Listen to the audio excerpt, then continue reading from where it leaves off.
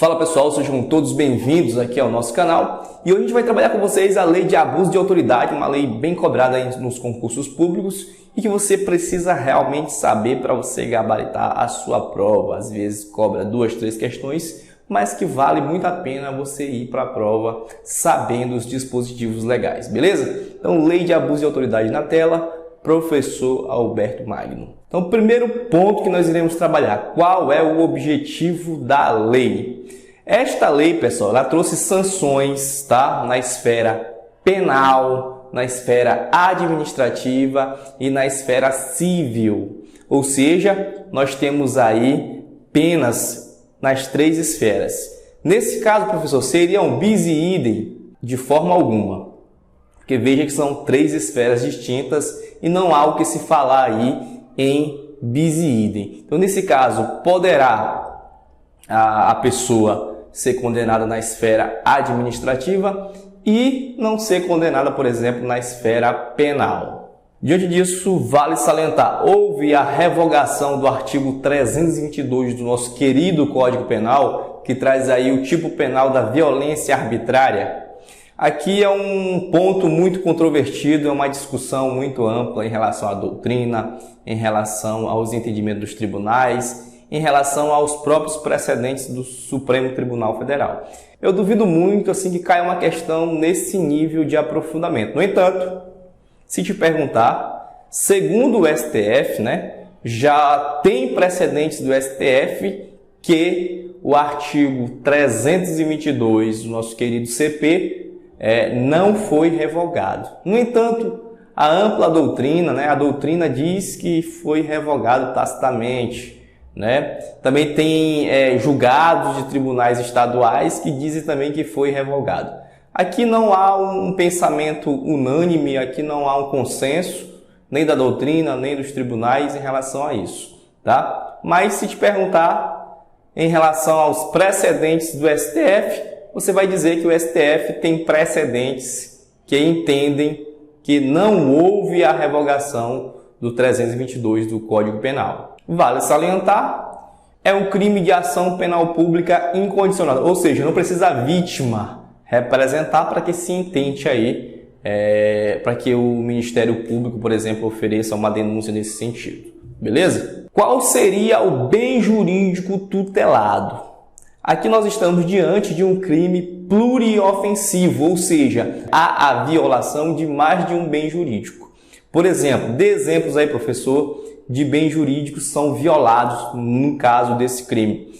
A gente pode citar o funcionamento da administração pública, a gente pode citar a dignidade da administração pública, nós podemos citar os direitos fundamentais que estão elencados, na própria lei aqui, vários direitos fundamentais. Então, é um crime aí pluriofensivo, tranquilo? Sujeito ativo e sujeito passivo.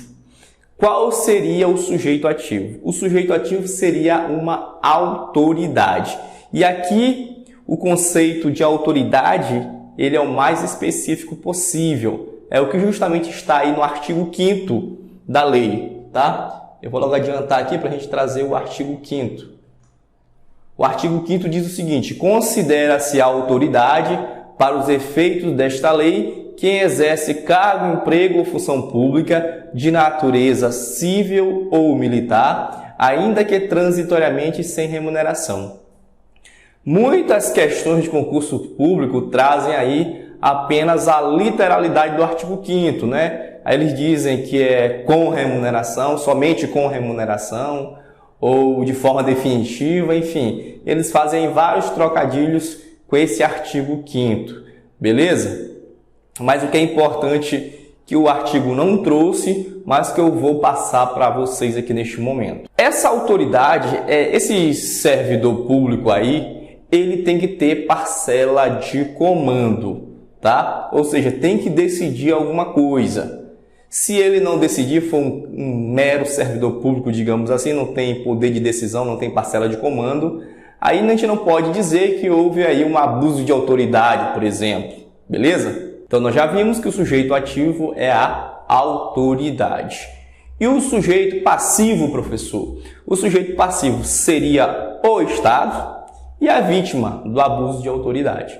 O Estado como um todo é sujeito passivo e também aquela pessoa que sofreu o abuso também é o sujeito passivo, né, desse crime que nós estamos tratando aqui com vocês.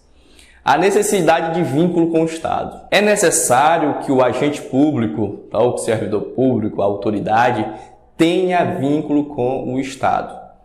Por exemplo, se for um servidor que esteja de férias, ele continua tendo vínculo com o Estado, mas ele pode praticar o abuso de autoridade. Já o aposentado, por outro lado, não, tá? Um que esteja licenciado, ele está licenciado, mas ainda mantém um vínculo com o Estado. Então, ele pode cometer abuso de autoridade. Tranquilo? É necessário estar no desempenho da função, tá? É necessário estar no desempenho da função? Tem um julgado muito interessante de um delegado que foi ao banco e passou direto na fila, e alguém da fila falou a ele que ele tinha furado a fila e ele automaticamente deu voz de prisão, alegando crime de desacato. O cara foi preso, teve que pagar fiança para sair.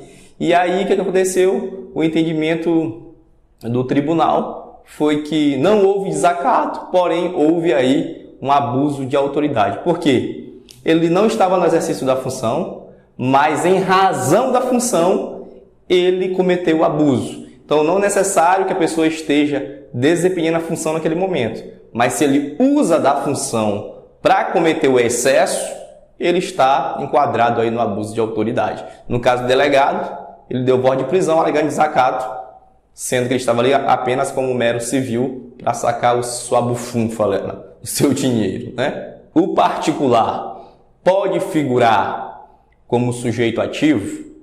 A resposta é positiva, a resposta é sim. Por quê? Desde que ele haja em concurso.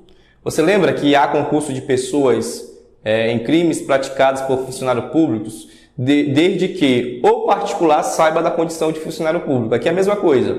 Se o particular sabe da condição que ele é funcionário público e não por cima autoridade, ele pode agir aí como partícipe. Beleza? Se cair na tua prova, pessoas que exercem munos públicos cometem abuso de autoridade, a resposta é errada. Pessoal, munos públicos não é considerado autoridade. Exemplo aí, o inventariante. Você não pode dizer que o inventariante cometeu aí abuso de autoridade.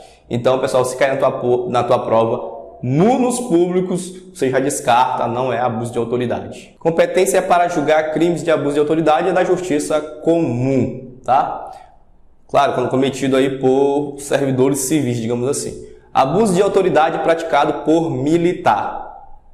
E aqui é um ponto bem interessante. Antes do advento da Lei 13.491 de 2017, abuso de autoridade não era um crime militar. Por quê? Porque era considerado apenas crimes militares aqueles que estavam elencados ali no Código Penal Militar. Mas veio essa lei, tá? E mudou isso. Hoje em dia, o abuso de autoridade, ele é considerado crime militar. Então, a competência para julgar abuso de autoridade por militar é da Justiça Militar. Beleza? Antes de 2017, aí no caso, ele era o militar era julgado pela Justiça Comum. Como o abuso de autoridade passou a integrar como crime militar, ele é julgado pela Justiça Militar. Porque antigamente era considerado apenas aquilo que estava dentro do Código Penal Militar. Hoje não. É os que estão dentro do Código Penal Militar e os que estão em legislações extravagantes, no próprio Código Penal também, tá? Também é considerado crime militar. Ele é um crime de tendência, à medida que exige tacitamente, né, que o agente pratique o crime ali, digamos, com dolo. Então, ele é de tendência.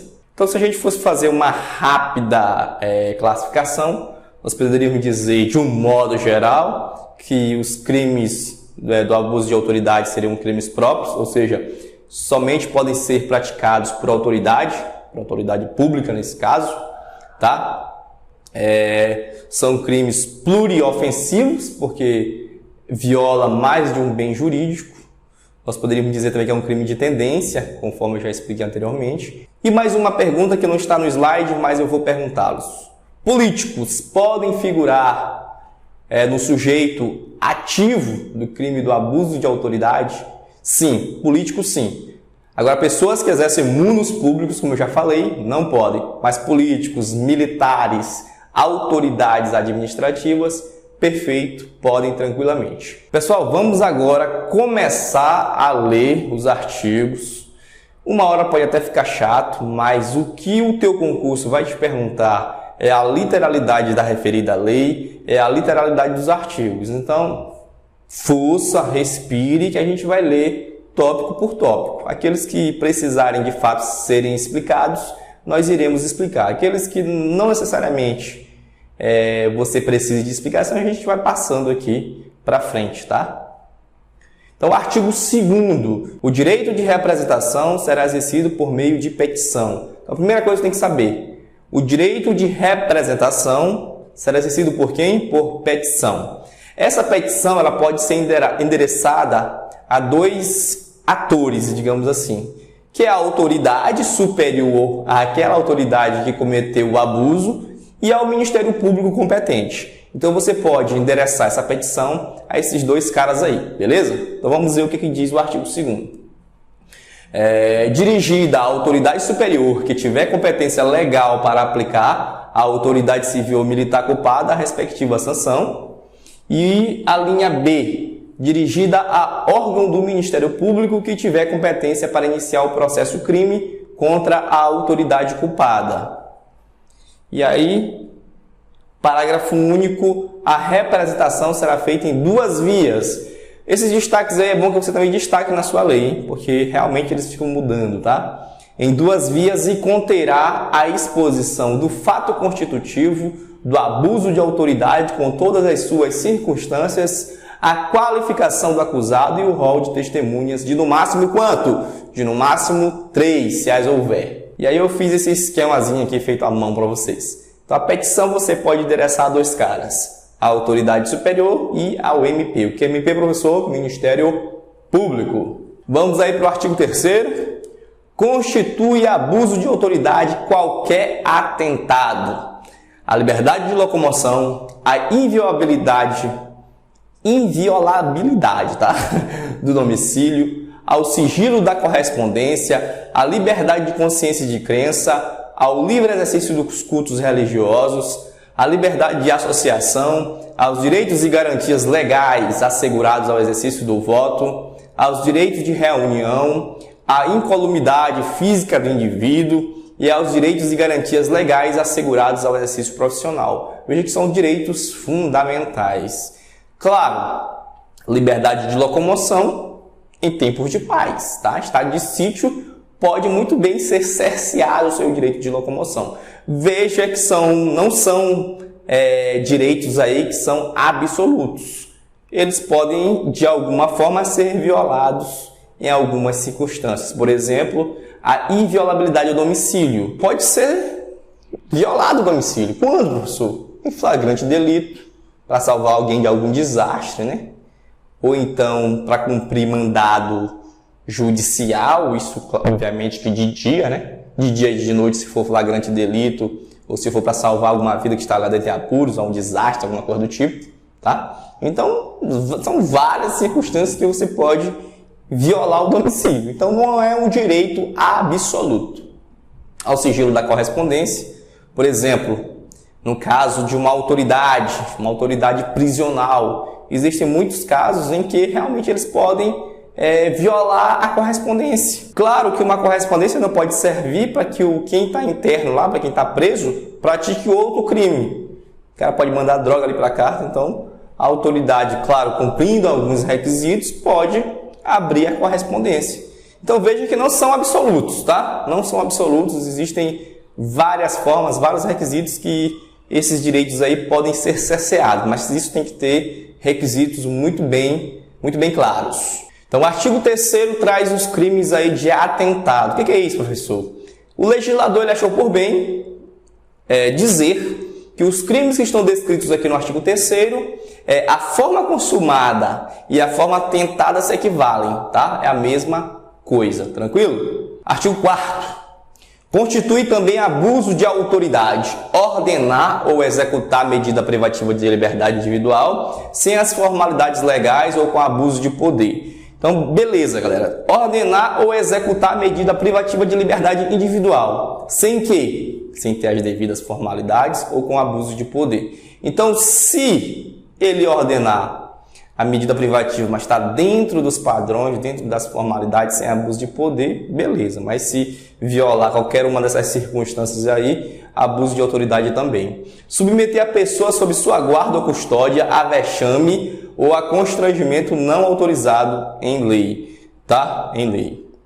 Deixar de comunicar imediatamente ao juiz competente a prisão ou detenção de qualquer pessoa. Isso aí ocorre muito, pessoal, né? De autoridade, por exemplo, a polícia militar, vamos dizer assim,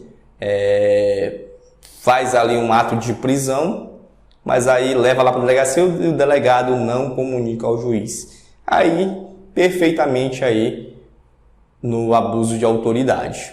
Deixar o juiz de ordenar o relaxamento de prisão ou detenção ilegal que lhe seja comunicada. Levar à prisão nela, deter quem quer que se proponha a prestar fiança permitida em lei. Se tem um crime que permite fiança, o cara, não, tu vai ficar preso. Tu vai ficar preso, meu amigo. Não, aqui eu não quero fiança nenhuma. Se a lei está dizendo que tem fiança, cara, tem que aceitar. Se tu não aceitar, você incorre aí no abuso de autoridade. Ainda tem mais. Cobrar o carcereiro ou agente de autoridade policial, carceragem, custas, emolumentos ou qualquer outra despesa, desde que a cobrança não tenha apoio em lei, quer quanto à espécie, quer quanto ao seu valor. Recusar o carcereiro ou agente da autoridade policial recibo de importância recebida a título de carceragem, custas, emolumentos ou de qualquer outra despesa.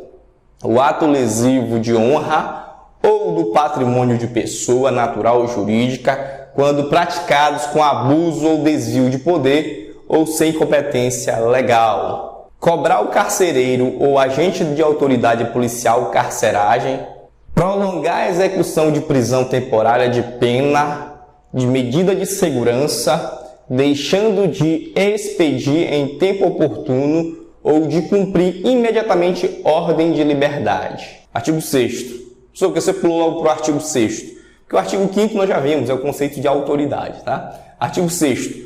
O abuso de autoridade sujeitará o seu autor à sanção administrativa, cível e penal. Pergunto de novo, há bis e idem aqui? Não, porque são esferas distintas, então não há o que se falar em bis e idem. Inclusive, ele pode até ser condenado no administrativo e ser absolvido lá na esfera penal. Parágrafo 1º. A sanção administrativa será aplicada de acordo com a gravidade do abuso cometido e consistirá em, isso que é importante, você tem que memorizar, tá? Advertência, repreensão, suspensão do cargo, função ou posto por prazo de 5 e 180 dias, com perda de vencimentos e vantagens. Destituição de função, demissão e demissão a bem do serviço público. Veja que o legislador, de forma até inteligente, colocou ali as alíneas ali de forma gradativa. Então começa lá, ó, com advertência e termina com a demissão do cara. Então vai ficando cada vez mais grave. Parágrafo 2º. A sanção civil, caso não seja possível fixar o valor do dano, consistirá no pagamento de uma indenização de 500 a 10 mil cruzeiros. E aqui já é letra morta de lei, nem tem mais cruzeiro, nós já estamos na era real. Então, letra morta de lei, se você quiser uma indenização, você vai entrar com uma ação civil de reparação do dano, tá? Para que o juiz vai auferir lá a gravidade e vai te dar um valor. Não necessariamente esse valor aí em cruzeiros. Parágrafo 3º. A sanção penal será aplicada de acordo com as regras do artigo 42 a 56 do Código Penal e consistirá em, vamos lá, multa de 100 a 5 mil cruzeiros. Viu que já é furado, né? Fala só de multa, não fale de cruzeiros aqui. Detenção por 10 dias e 6 meses, perda do cargo e a inabilitação para o exercício de qualquer outra função pública por prazo de até 3 anos. Memoriza isso.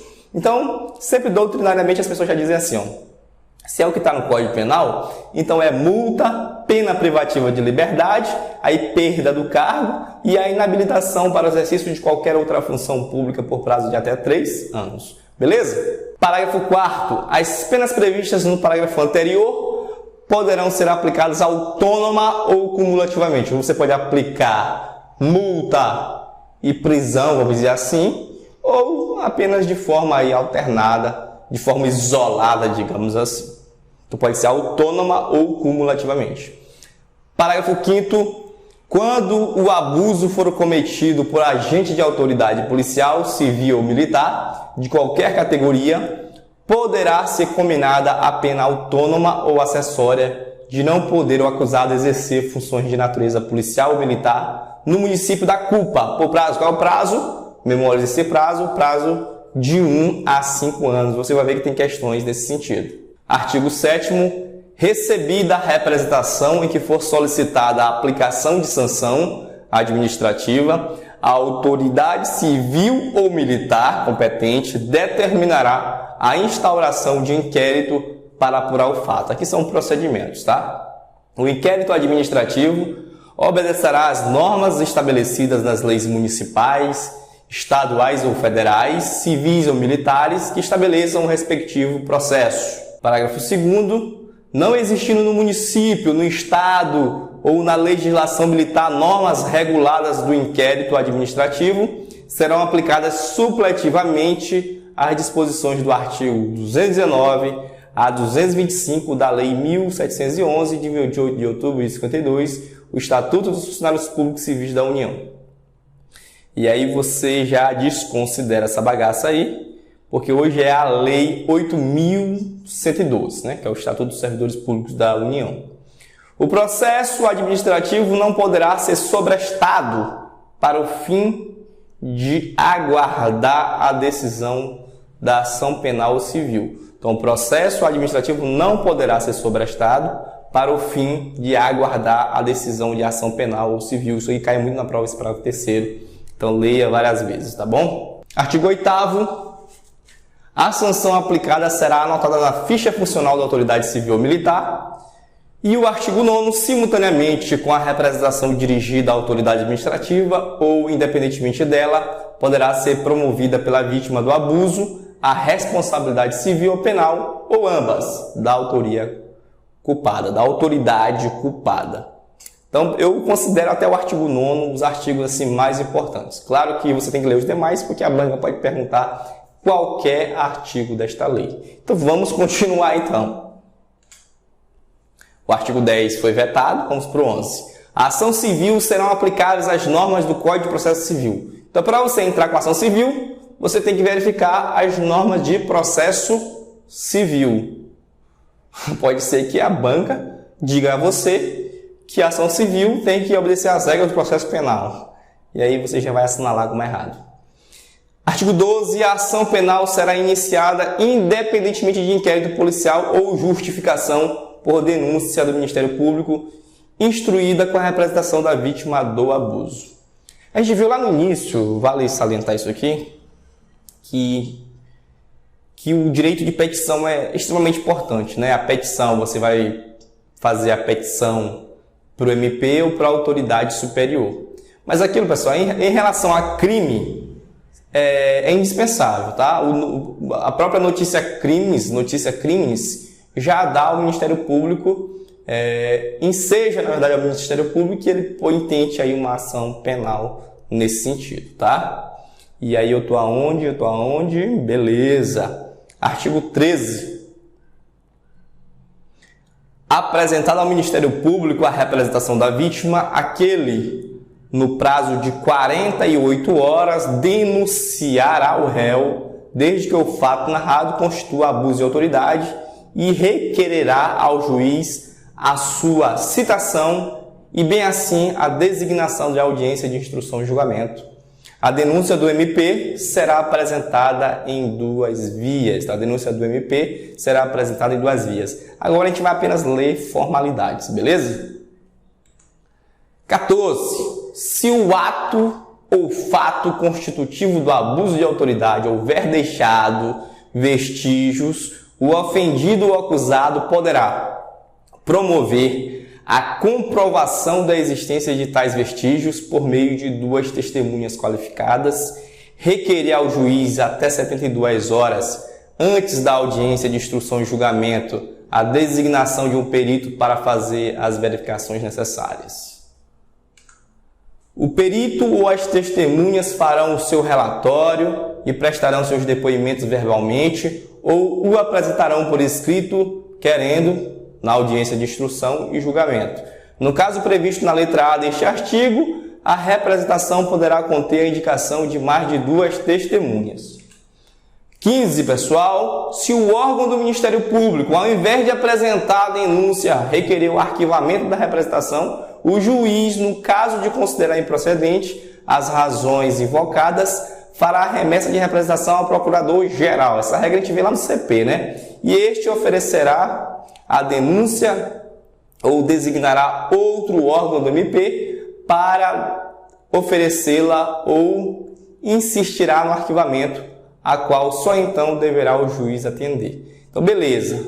MP, ao invés de apresentar a denúncia, ele requer o arquivamento. O juiz não concorda, ele faz a remessa ao procurador-geral. O procurador-geral pode concordar com o juiz ou não. Se ele concordar com o juiz, ele vai pedir também o arquivamento. Se ele não concordar, ele pode aí designar um outro órgão do Ministério Público para oferecer a denúncia, uma regra lá do Código de Processo Penal, tá? Então, artigo 16, se o órgão do Ministério Público não oferecer a denúncia no prazo fixado nesta lei, será admitida ação privada. O órgão do Ministério Público poderá, porém, aditar a queixa, repudiá-la e oferecer denúncia substitutiva e intervir em todos os termos do processo.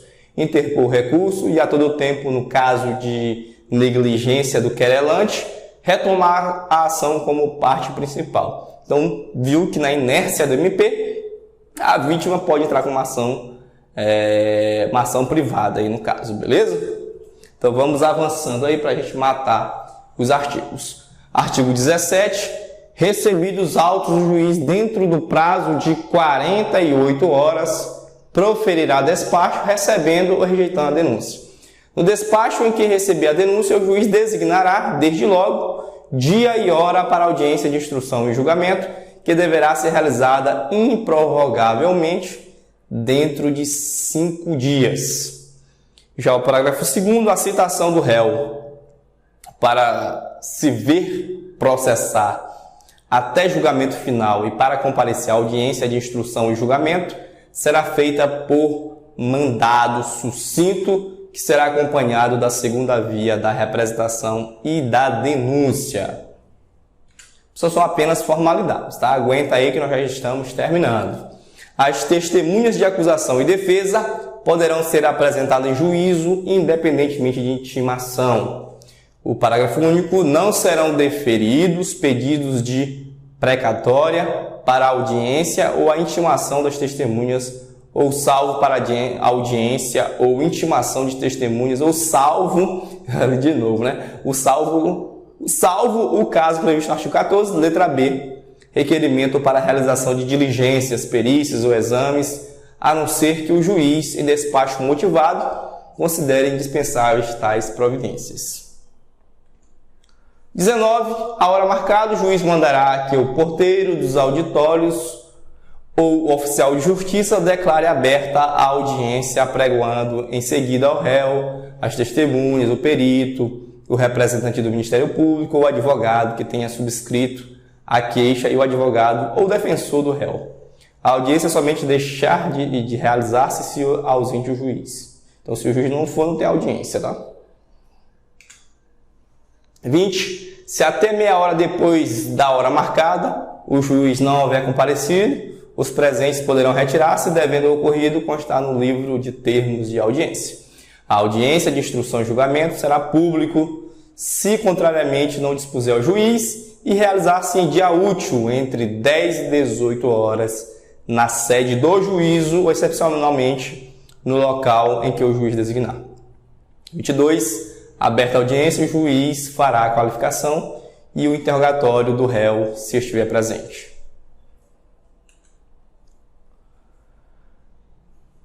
Parágrafo único. Não comparecendo o réu, nem seu advogado, o juiz nomeará imediatamente defensor para funcionar na audiência e nos ulteriores termos do processo. Depois de ouvidas as testemunhas e o perito, o juiz dará a palavra sucessivamente ao MP e ao advogado que houver subscrito a queixa e ao advogado ou defensor do réu pelo prazo de 15 minutos para cada um, prorrogável por mais de 10, a critério do juiz. 24. Encerrado o debate, o juiz proferirá imediatamente a sentença.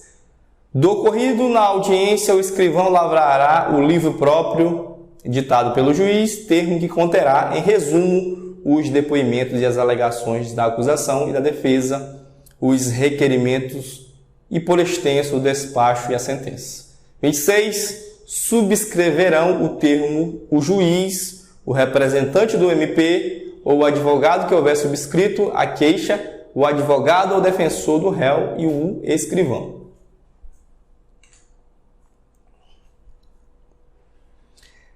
E, para encerrar, vamos lá. Nas comarcas onde o meio de transporte forem difíceis e não permitirem a observância dos prazos fixados nesta lei, o juiz poderá aumentá-las sempre motivadamente até o dobro. E 28, nos casos omissos, serão aplicáveis as normas do Código de Processo Penal, obviamente, sempre que compatíveis com o sistema de instrução e julgamento reguiado por esta lei. Parágrafo único. Das decisões, despachos e sentenças caberão os recursos de apelação previstos no CPP e revogam todas as disposições em contrário. Pronto, pessoal, encerramos o artigo, a leitura dos artigos. A gente deu aí um panorama geral da lei de abuso de autoridade. Agora o que você tem que fazer é ler e reler todos os artigos. E este vídeo foi apenas de teoria da leitura da legislação e de comentários. O próximo vídeo nós vamos trazer apenas de questão. Então já tem ali até hora de praticar, mas nós não iremos praticar neste vídeo, iremos praticar no próximo vídeo. Se você gostou, deixa o like, inscreva-se no canal e até a próxima, galera. Falou!